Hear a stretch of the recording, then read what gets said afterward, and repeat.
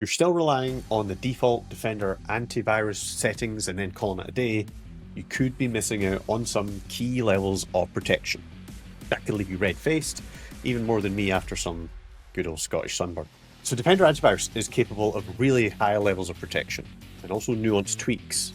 But what I find is that most organizations, they barely scratch the surface.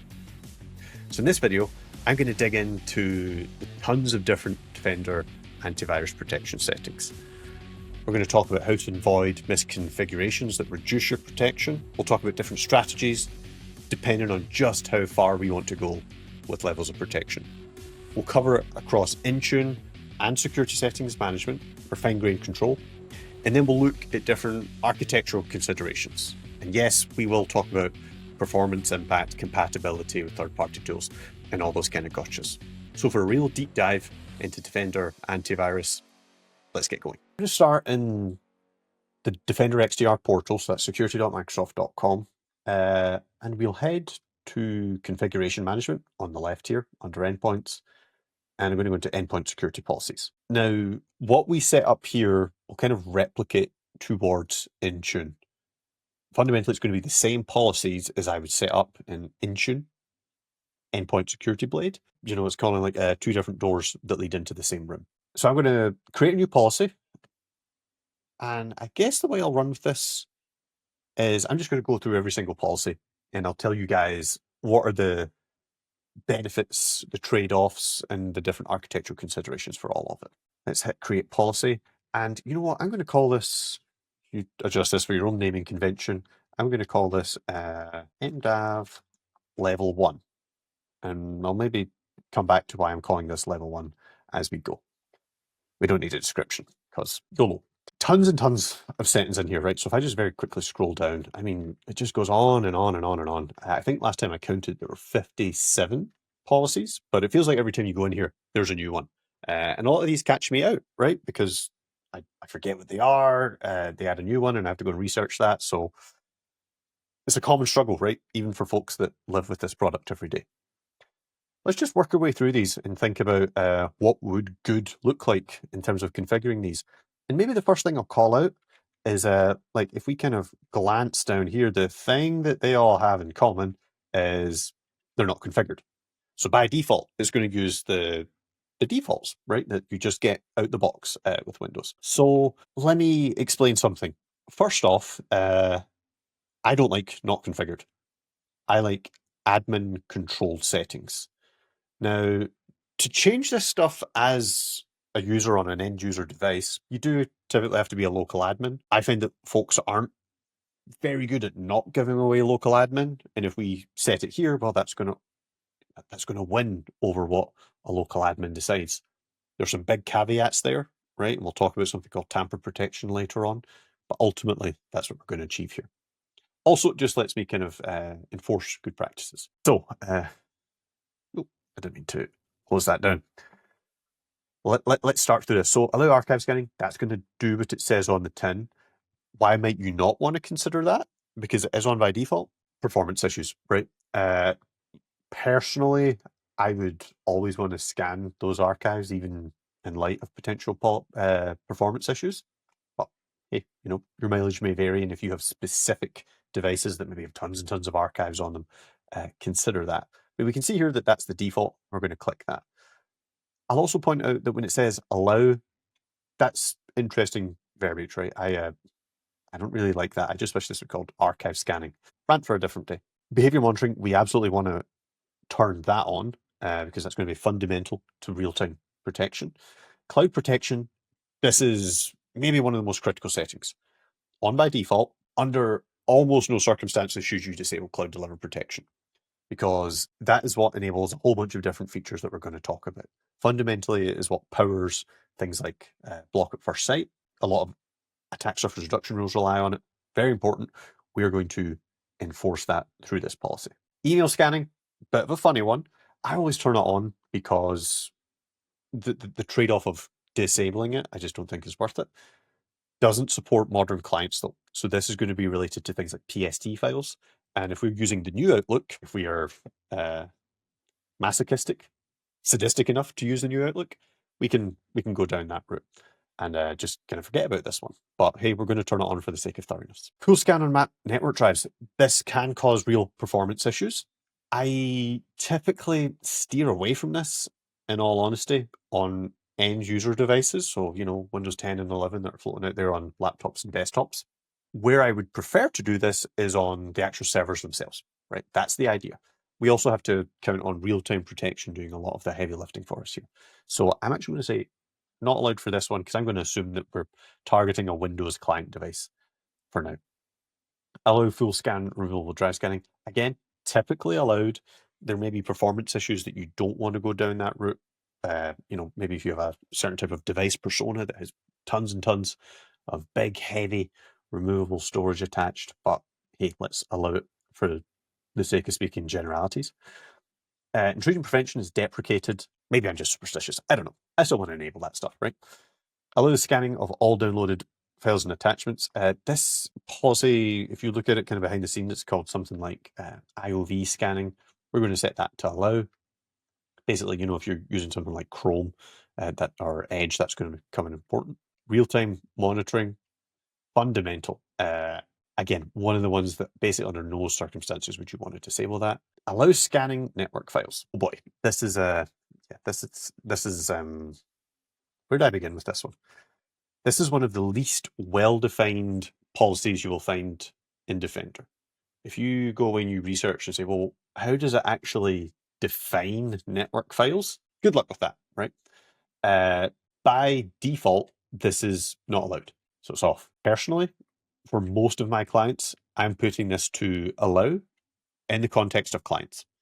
If I then find on servers or maybe specific types of device that are doing specific edge case scenarios, I'll then claw that back if I notice performance issues. But I like to set that to allowed as a starting point.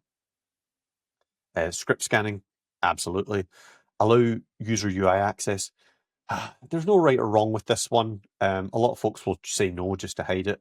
A lot of folks will allow it in order to maybe help service desk folks and things like that troubleshoot. At the end of the day, this is all going to be locked behind admin rights if they actually want to tweak something. So I'm going to put this down as saying, you do you, but I'm going to allow it in this policy. Average CPU load factor, I think by default that's 50. Yeah, it is. Again, your mileage may vary. I will often, when I'm doing a deployment, leave that as not configured and then go in and adjust if I find that the client needs it. This is an interesting one insofar as it's almost like an honor system. It suggests to Defender, here's what the average CPU usage of Defender should be over time. If you are very, very cautious of performance impact, by all means go in here and throttle this down. The trade-off you're going to make there is that things will just take longer. So, I'm going to jump in here. I'm going to leave that at 50. The archive max steps, how many zips and a zip and a zip and a zip do we go to? By default, that's going to go on forever. And unless you have really weird kind of use cases where you would want a max depth, maybe just leave that at the default, right? But again, if you notice certain issues on edge case devices, jump in here and change it later on. Same goes for the max size. Like, for example, if we hover over here, we can confirm that there is no max size. And you know what? I'm going to keep it at that. Check for signatures before running scans. I typically always enable that on the basis that, well, why wouldn't you as a starting point? That said, I am going to do a follow-up video on good practices for Defender updates. So check that one out when it comes out, and we'll talk into kind of, avoiding risky updates. Hey folks, just a quick heads up. Reality is most Microsoft 365 environments are insecure, and you're not really using what you're paying for. Not because of negligence, but just because Entra, Defender, Intune, Purview, Office, Copilot, all these things, they're complex, they're fast-moving, and they're easy to misconfigure. Threatscape Overwatch solves this with over 300 recommendations built by yours truly and our team of MVPs and Microsoft security experts. Our own security posture management platform that shows you what's wrong, helps you fix it, and then keeps you updated as Microsoft makes changes. It's how we help organizations stay ahead of threats and squeeze the value out of Microsoft 365. You'll find the link in the description. Now let's get back to the videos. The cloud block level, we named this policy level 1, right? And the cloud block level is going to be fundamental to kind of ratcheting up the degree of protection that we can do with Defender Antivirus. So it has a default there, right? My starting point, like my own default when I'm rolling Defender out, is I start with high. And the reason for that is that's going to be a prerequisite for tons and tons of ASR rules and also block at first sight. I did a video years ago. It's on the Threatscape YouTube channel, back when I had hair. So I get a little bit sad watching that video. And I explained block at first sight and that and how it protects the clients. High is going to be our starting point for block at first sight. So if it suspects files might be risky and they're low prevalence, it'll upload it to the cloud for some analysis. So high is our starting point. Keep this in mind because we're going to come back to this when we talk about the architectural considerations. The cloud extended timeout, I always punch in 50 for that. There's a limit of 60 seconds for this. 10 of those seconds are built in, so that just gives block at first sight additional time to do its thing.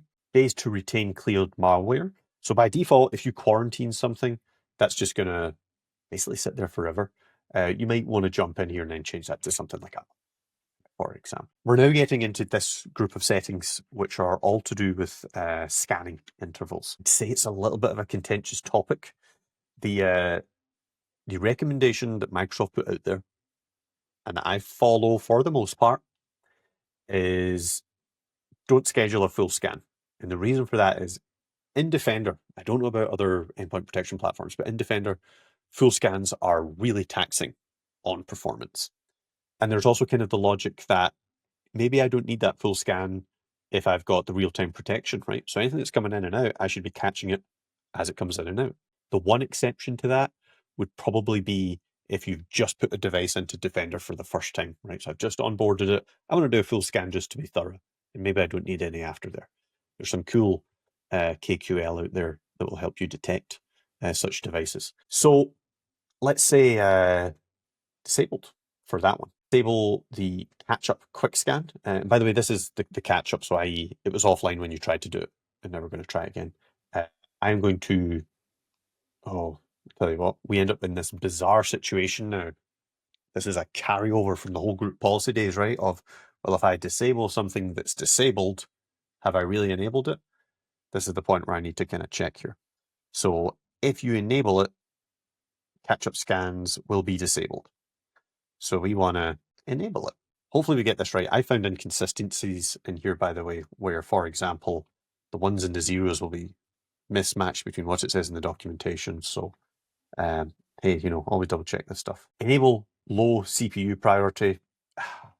For the reasons that you mentioned earlier, I'm going to say disabled. But hey, if you have a specific use case where performance is taking a hit, number one, run the troubleshooting tools that Microsoft made available. But number two, you could jump in here and change that.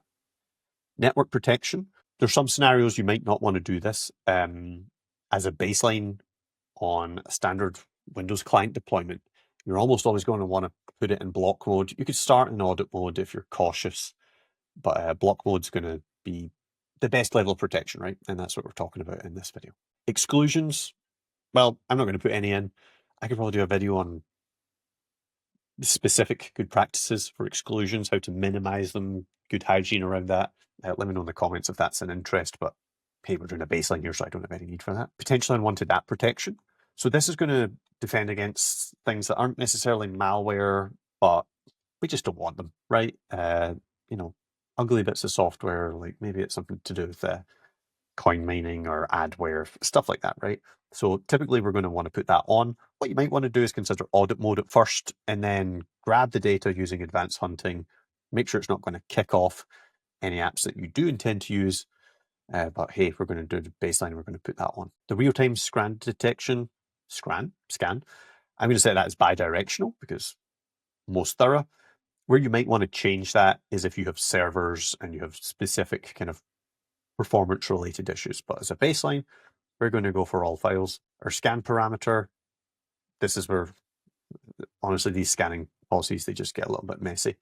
The scan parameter here, I'm actually going to leave that to not configured. Yeah, I know, I can beat my own logic here, but hear me out. Under schedule quick scan time, I'm going to hit that. And then this is done in seconds past midnight and all that nonsense. We've disabled the catch up, so it doesn't particularly matter. and then the scan day we're going to say every day. So essentially what this is going to do is this is going to run a quick scan every day. Signature update fallback order. How much depth do I want to go into here? Essentially what this does is define the order at which updates will be pulled from. So hey, try this one, and then if that fails, try the next one, and then the next one, and the next one, until I eventually get some type of up. I could do a whole video on these, but fundamentally what we're kind of thinking about here is, well, do I just go straight to the Microsoft Cloud to pull them? Do I go to Windows Server Update Services? Do I go to file shares? Things like that. I would say typically you want to go to straight to the Microsoft Update Services first, and then maybe to something like a file server if you can't pull them. Definitely use a file server if you're talking about VDI. Let me know if there's specific interest in the different update sources, but that's maybe getting a bit too into the weeds for this one. Signature update interval, however, I will comment on that. I always put this at 1. Signature updates in Defender, you kind of want to be doing them as often as possible. There are a whole bunch of triggers that will do it. Like, so for example, we can do a signature update, as we've seen earlier, before a scan. We can do signature updates when the PC boots, things like that. And the reason we want to do them as frequently as possible is it lowers the size of the update because it works as a delta. If I set that to maybe update every day or 8 hours or 12 hours or whatever, slight increase in the size of that update. Also, the more we update, the more we're going to fix bad updates. That's part of the logic here. Submit samples consent. This is going to be really important for block at first sight. If you're particularly cautious about privacy and things like that, which is fair enough, we may want to go down the route of either of these options, which are always prompt or send safe samples automatically. That's going to be our default. That basically means we will send suspicious files to the cloud for analysis as long as they're not kind of like office files. So that would keep macros out of scope. Always prompt literally prompts the user and says, hey, this file looks suspicious. Do you want to send it to the cloud? I don't like making my users choose stuff like that, so we're going to forget about that. Never send. I can't recommend it. Pardon me, because it breaks so much stuff. And then send all samples automatically. That's going to include things like macros. So ideally, I would want to go for that, but use your judgment and do what's right for your business.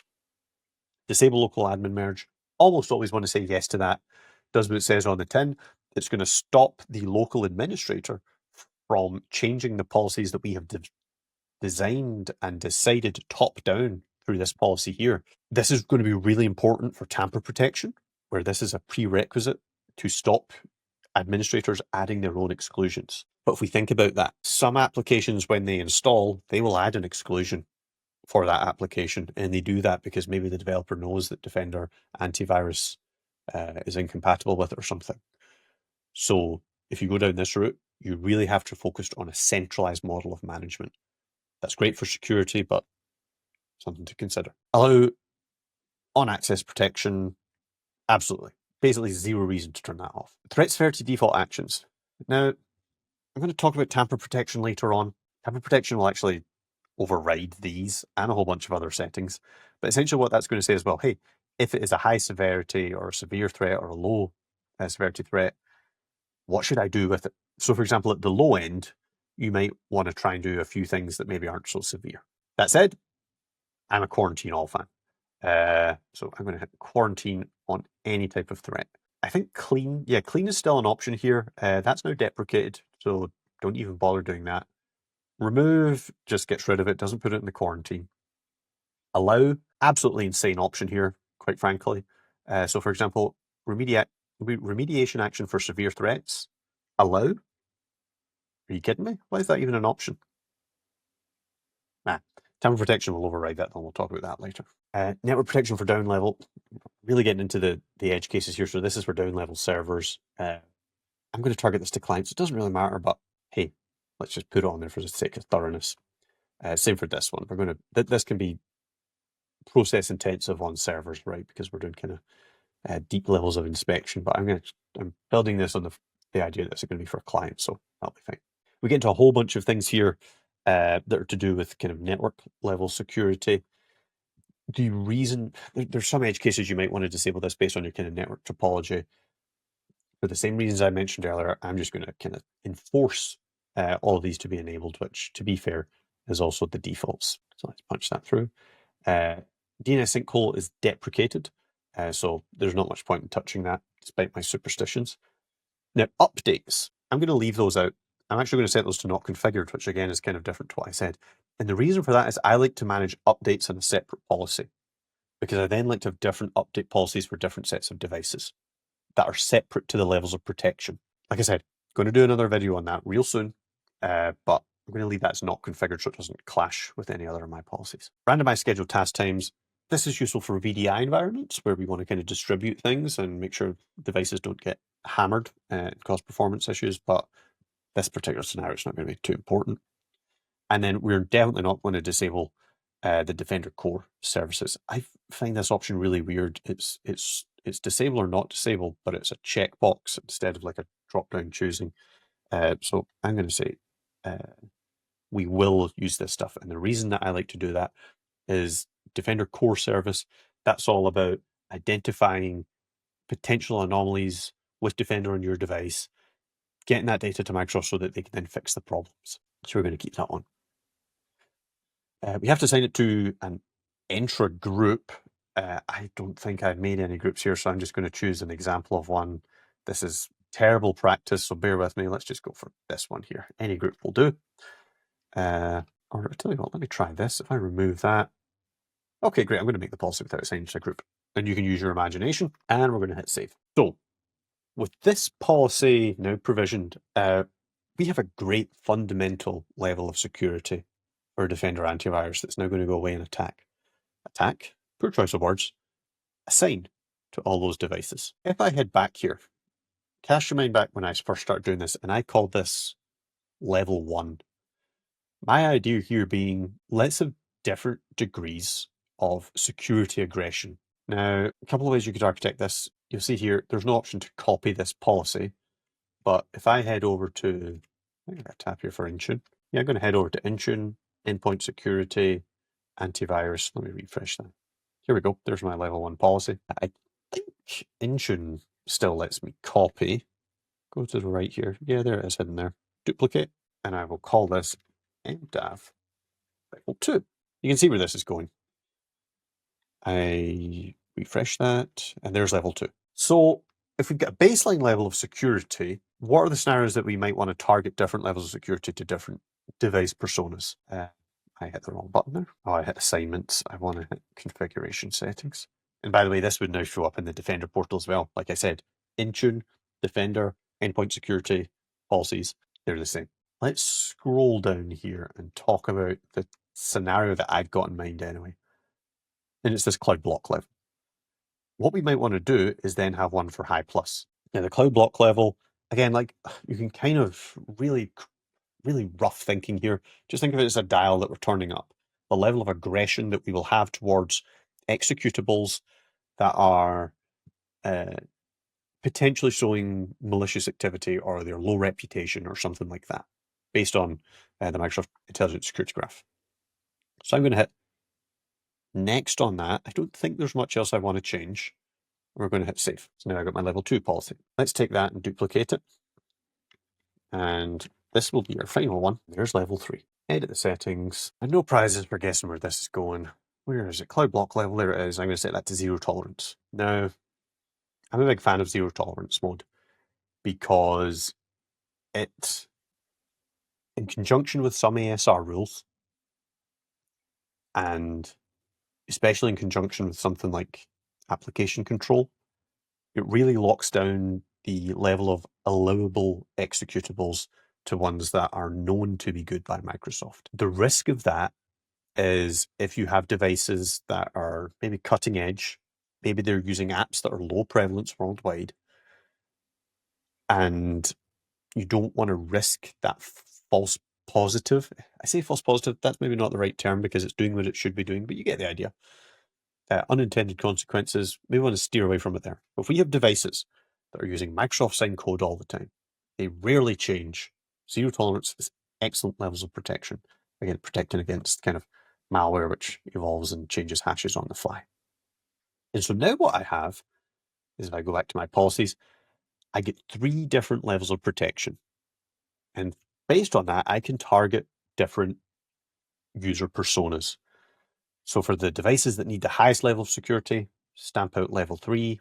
level 2 for less, level 1 for less. And kind of the message that I give here is I'd almost say, I don't want to say there's no right or wrong, but I do want to say every organization have its own nuances and considerations, and just look at these Defender policies as a way to give the right devices as much protection as possible while still catering to devices that, frankly, you just can't get away with applying all the security at, right? So hopefully that makes sense. So that's Defender Antivirus. And by the way, there's a whole bunch of kind of optimizations I could even do beyond that. Like maybe, for example, I just want to change the cloud block level policy and have that as a specific policy, right? And have the others share the other one, but you get the idea. That covers Defender Antivirus. There's some more stuff that I do need to cover with you, however. Let's head back to, can I head back to my Defender tab? Here we go. I just like it in here. I like living in the Defender portal. Let me try and create a new policy here. And I'm going to do attack surface reduction rules. And I'll just lay out some of the kind of foundations. Then you can understand where we're going from there. Windows 10, ASR rules. Now, ASR rules, I don't want to get into too much in details about what they are, because there's loads here, and I'm not going to explain what every single one does. Really just think of these as changing the scope of allowable activity on your endpoint device. So for example, let's scroll to one that I kind of like talking about, which maybe, this is a good example. Block all Office applications from creating child processes. And by the way, these ASR rules, they're such a mouthful, but they're very descriptive, which is good. One of the good and bad things about Office applications is they can run things like macros. And then macros can execute child processes, right? So you could have a macro that then runs away and opens up PowerShell and stuff like that, right? Useful for productivity. The bad guys love that stuff as well. ASR rules allow us to reduce that allowable activity, even though it might be used for good. We're just going to say, hey, we don't have that risk tolerance in us. There is a kind of life cycle for ASR rules. So you might want to start in audit mode, get the data, make sure you don't break anything. Move to warn mode, which is basically a block mode with a user override. Block mode takes the user out of the equation. For ASR rules, I would kind of encourage you to kind of do what I just did there, right? Insofar as for different device personas, you can have different levels of security here. So for example, maybe there's a certain persona that, you know what, they're developing brand new software all the time. They're downloading cutting edge software all the time. We could not get away with running this ASR rule, which blocks files unless they meet prevalence, age, or trusted list criterion. We just can't get away with that. Not the case for every other device though. So for all those other personas, we're going to throw all that security at it. And what I'm getting to here is multiple policies where each policy lines up to a persona. Hopefully that makes sense. And the other thing I'd encourage you is, by the way, these exclusions, they can be excluded per policy now. You never used to be able to do that. It used to be like an ASR exclusion applied to all ASR rules. Just want to touch on ASR rules in the context of the kind of architecture of Defender Antivirus. Now, maybe the last thing I'll touch on here, because I mentioned it earlier, is tamper protection. Tamper protection fundamentally locks Defender Antivirus settings down to what Microsoft would consider the known good setting, right? So, hey, we're going to have real-time protection enabled. We are going to not allow you to allow high severity threats, right? We're going to enforce the use of certain kind of controls and policies, right? So it essentially says, hey, these policy settings, they're going to be Microsoft managed. And even a local admin will not be allowed to override these. And where that's useful is in the context of an adversary who wants to override tamper protection, right? They want to reduce the level of security that you've got, and they've got local admin, so they can do that. Let me show you how you set that up, and then let me tell you the big gotcha to do with it. We can kind of set it up in two levels. First of all, at tenant level, and then second of all, at device level. So for example, I'm going to head into the security experience template. I think it's still in here. Now this also gives me settings to do with what the Windows Security App UI looks like, so I can hide UI elements here. Like I said, that all depends on what you want to do. It's all locked down by admin rights anyway. The one that I do like to hide is the family one and the health one, because I just don't see the relevance of that in the context of the enterprise. Anyway, tamper protection, if we want to control it at device level, we can do so here. Tenant level is going to be far better though, because that's just going to be set it and forget it. If we head to settings, This is in the Defender portal, right? Scroll down all the way to the left, hit settings, head to endpoints. We're going to go to advanced features, and somewhere in this big list, we're going to see tamper protection. We want to make sure that's on. Now, tamper protection is on by default. I just say, folks, hey, double check that you still got it enabled for you. So now that you know what tamper protection is and why it's useful, what's the gotcha? Well, one of the unfortunate things about tamper protection is there's a whole bunch of reasons behind this, but on client devices, so Windows 10 and 11, if I install a third-party antivirus tool, let's just pick a free one like Avast or AVG or something like that, and I've got my device onboarded into Defender for Endpoint, or even if I don't, that is going to put Defender Antivirus into passive mode. Now, in passive mode, it does what it says on the tin. It ain't going to give me those kind of levels of real-time protection. Therefore, if I'm an adversary, I can install one of these. I could then disable the settings within the one I've installed and fundamentally get really around the guardrails that anti-malware should give me. There's a whole bunch of reasons tamper protection exists. Frankly, most of them are regulatory. It's not great. And what I would say then is when we talk about all these settings, we went through all the ASR rules and the Defender Antivirus rules, you just have to look at them as part of the endpoint protection puzzle. And that includes other parts. It includes protecting access to those endpoints in the first place through strong network and identity security. And it also includes other parts of endpoint security, like application control. So application allow listing through App Locker, Windows Defender application control, stuff like that. There's one more nuance I need to tell you folks about before we exit the video, and that's that there's actually a whole bunch of hidden settings that you won't even see if you're doing stuff in the Defender portal or the endpoint security policies. Let me explain. I'll hit edit on that level 1 policy that we made, and I'll go next. This is going to show me all the settings that I can configure, right? Quite a lot.